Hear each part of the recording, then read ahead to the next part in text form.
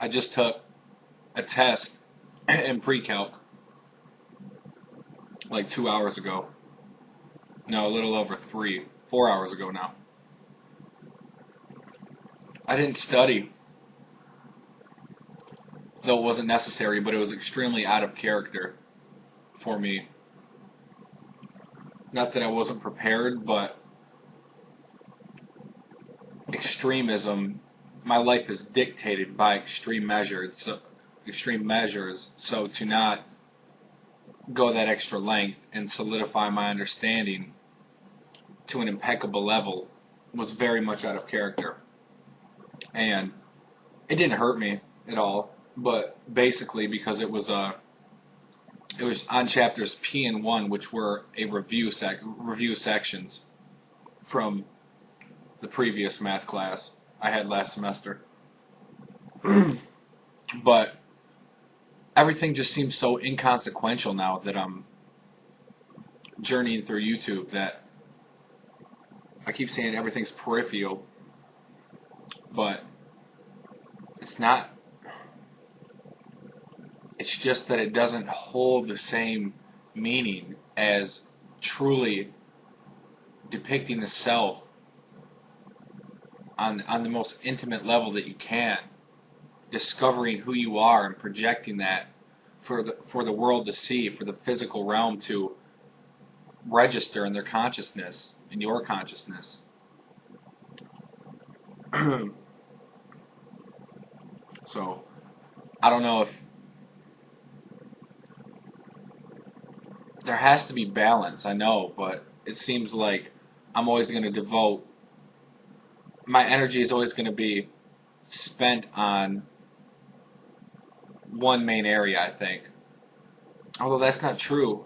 I can be multifaceted, but one thing occupies my intrigue, it seems, more than others at any given moment. The journey of self has always been, as I recollect, it's always been something that has motivated me and propelled me forward, but it's different now. And I think YouTube has allowed it to be different in the sense that everything is heightened. The moment seems to make everything blossom within it. It's like YouTube is the soil it's breeding renewal and change, and it's allowing us to view our past, to really take a look at ourselves as what it's really doing. And to dwell on your past, I think, will hurt you in any situation, but to use it as a fuel to steer you into the future.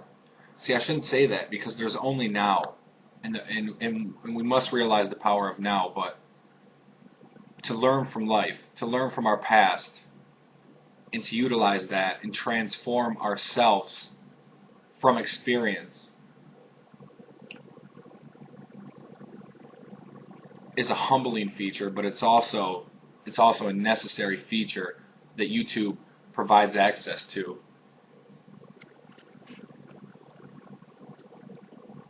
So I know that, like, I got into physics because my being was so compelled to explore the mysteries of life that the numerology of the universe provides. It seems everything is based on a system of numbers everywhere we look, and physics provided an outlet to become aware of the hidden complexities behind the numbers and behind all the interactions that govern life. And I got into that because I was so motivated by my quest for pure understanding. But now it's like all dictated by books and scholars past, and I mean it's a journey. It's still a journey, but the journey of self on YouTube seems so much more profound. It seems like we can understand that which is around us by understanding the self. And I just feel like there's other ways. I don't want to give up on my quest. But then it's like, how do I measure success? Society measures it by, well, there's multiple ways you can measure it, with power, prestige, money, scholarship, as far as getting degrees. But is that the true definition of the self? Is that the true purpose of life? I guess it varies from person to person, but then we're all experiencing the same reality, so it seems like we come to a solid conclusion. But just viewing the condition of humankind, it doesn't seem like we arrive at any common ground. It seems like there's distinct separations that keep us from one another. So I mean,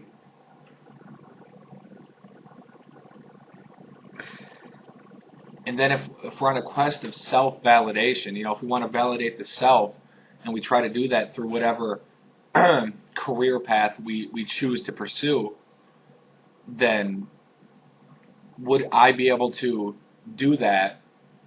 Can we do that without money? Is the world so dictated by finances that if you don't have them, you're not going to be? It's like not the time of Buddha, or is it? Did he face the same problems then? Were the same issues plaguing humanity when he made his choice to abandon the material possessions and seek nirvana?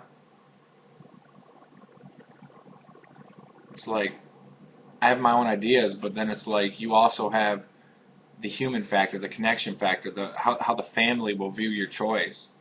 But then it's like I got to let go of all those preoccupations and do what satisfies the self, because I can't truly be a help to anyone until I'm comfortable and understand the self and the motivations for why I do things, and in what context I hope to understand everything. My pursuit of this knowledge is going to dictate my outlook and how I internalize things, and how beneficial I will be to others in their quest to validate the self, or just their quest through time. Being awe-inspired, filled with wonder, grasping that which has eluded us.